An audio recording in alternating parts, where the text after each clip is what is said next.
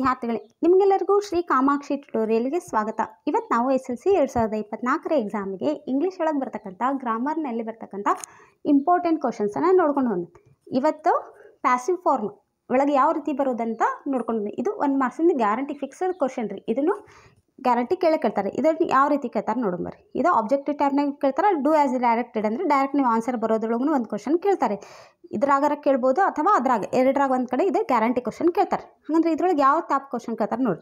Read the given conversation and choose the passive form of the underline sentence. ಇಲ್ಲಿ underline sentence ಏನು ಹಾಕಿರ್ತಾರಲ್ಲ ಅದ passive form ಒಳಗೆ ಬರಿಬೇಕು ನೋಡ್ರಿ.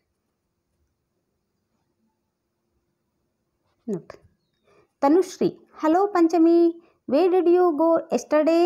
Panchami, I went shopping. Tanushri, did you buy anything? Panchami, yes, I have bought some books. ನೋಡ್ರಿ ಏನು ಹೇಳ್ತಾಳ ತನುಶ್ರೀ, ಏನು ಹೇಳ್ತಾಳ ತನುಶ್ರೀ ಏನಂತ ಹಲೋ ಪಂಚಮಿ, ಪಂಚಮಿಗೆ ಏನಂತ ಹಲೋ ಪಂಚಮಿ ನೀನು ಎಲ್ಲೋಗಿದ್ದಿ ಅಂತ ಕೇಳ್ತಾರ. ಅದಕ್ಕೆ ಪಂಚಮಿ ನಾನು ನಾವು ಶಾಪಿಂಗ್ ಹೋಗಿದ್ದೆ ಅಂತ ಹೇಳ್ತಾರ. ಅವಾಗ ತನುಶ್ರೀ ಹಾಗಂದ್ರೆ ಅಲ್ಲಿ ಏನರ ತೊಗೊಂಡಿಯಾ ನೀನು ಅಂತಾಳ. ಅವಾಗ ಪಂಚಮಿ ಹೌದು ನಾನು ನಿನ್ನೆ ಒಂದು ಬುಕ್ಕನ್ನು ತೊಗೊಂಡು ಬಂದೆ ಅಂತ ಹೇಳ್ತಾಳ ನೋಡ್ರಿ. ಅದಕ್ಕೆ ನಾವೀಗ ಐ ಹ್ಯಾವ್ ಬಾಟ್ ನೋಡ್ರಿ, ಇಲ್ಲಿ ಏನೈತಲ್ಲ I have bought some books ಐತಲ್ಲ, ಇದ್ರದ್ದು ಪ್ಯಾಸಿವ್ ಫಾರ್ಮ್ ಒಳಗೆ ಬರಿಬೇಕು. ಅಂದ್ರೆ ಆಪ್ಷನ್ನು ಕೊಟ್ಟಿರ್ತಾರೆ, 4 ಆಪ್ಷನ್.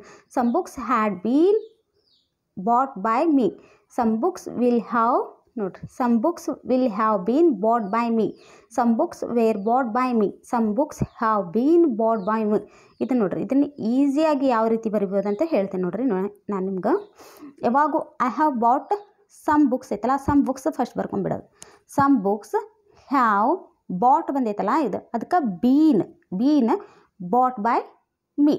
ಇದ್ದೇನು ಮಾಡಬೇಕು, ಮೀ ಬರಿಬೇಕು. ಸಮ್ ಬುಕ್ಸ್ ನೋಡ್ರಿ, ಸಮ್ ಬುಕ್ಸ್ ಬರ್ದು ಹ್ಯಾವ್ ಬೀನ್ ಬಾಟ್ ಬೈ ಇದ್ದಿದ್ದನ್ನು ಮೀ ಬರಿಬೇಕು. ತಿಳಿತಾ ಇದೆ?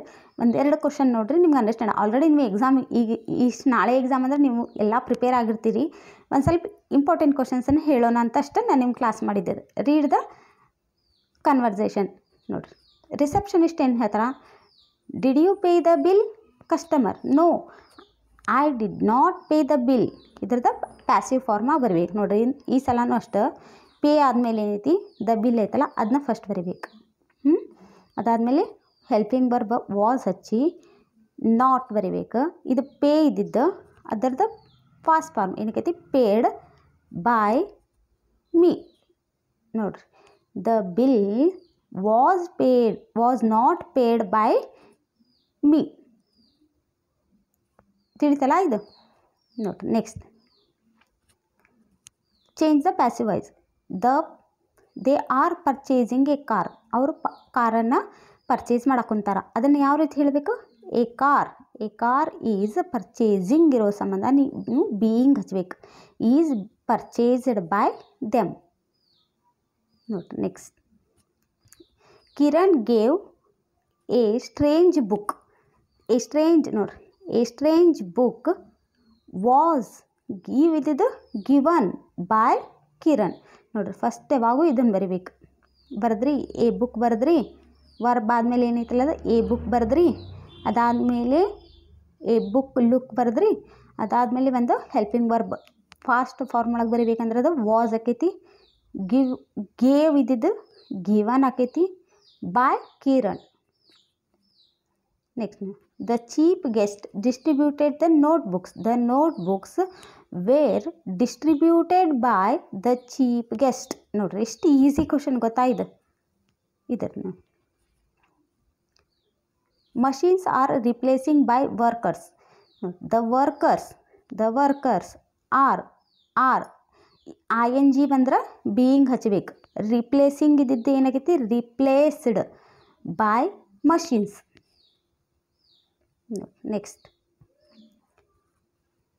Read the following conversation and change the underline into ಪ್ಯಾಸಿವೈಜಿಗೆ ಕನ್ವರ್ಟ್ ಮಾಡಬೇಕು.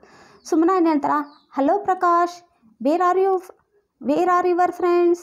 ಪ್ರಕಾಶ್ ಏನು ಹೇಳ್ತಾರ, hi Sumana, they are playing kabaddi ನೋಡ್ರಿ. ದೇ ಆರ್ ಪ್ಲೇಯಿಂಗ್ ಕಬಡ್ಡಿ ನಾವು ಪ್ಯಾಸಿವೈಸ್ ಮಾಡ್ಬೇಕಂದ್ರೆ ಫಸ್ಟ್ ಪ್ಲೇಯಿಂಗ್ ಆದ ಕೂಡ ಏನೈತಿ ಕಬಡ್ಡಿ ಐತಲ್ಲ, ಕಬಡ್ಡಿ ಬರೆದು ಬಿಡೋದು. ಈಸ್ ಬರ್ದು ಇಲ್ಲಿ ING ಬಂದರೆ ಈಸಿ ಬೀಯಿಂಗ್ ಬರೆದು ಬಿಡೋದು. ಪ್ಲೇಯಿಂಗ್ ಇದ್ದಿದ್ದು ಏನಾಕೈತಿ ಹಿಂದೆ ಕೇಳಿದ್ದಕ್ಕೆ ಪ್ಲೇಡ್ ಆಕೈತಿ. ಪ್ಲೇಡ್ ಅದರ ಫಾಸ್ಟ್ ಫಾರ್ಮ್ ಬರಿಬೇಕು. ಬೈ ದೇ ಇದ್ದಿದ್ದು ಹೋಗಿ ದ್ಯಾಮ್. ತಿಳಿತಲ್ಲ ಇದು. ನೋಡಿರಿ ನೆಕ್ಸ್ಟ್ ಕ್ವಶನ್.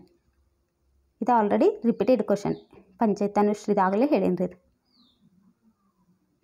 ಇದನ್ನು ರಿಪೀಟೆಡ್ ಕ್ವಶನ್. ನೋಡಿರಿ ಇವತ್ತು ನಾನು ಪ್ಯಾಸಿವ್ ವಾಯ್ಸ್ ಒಳಗೂ ಯಾವ ರೀತಿ ಮಾಡಬೇಕಂತ ನಿಮಗೆ ಎಲ್ಲನೂ ಹೇಳ್ಕೊಟ್ಟೇನೆ ರೀ.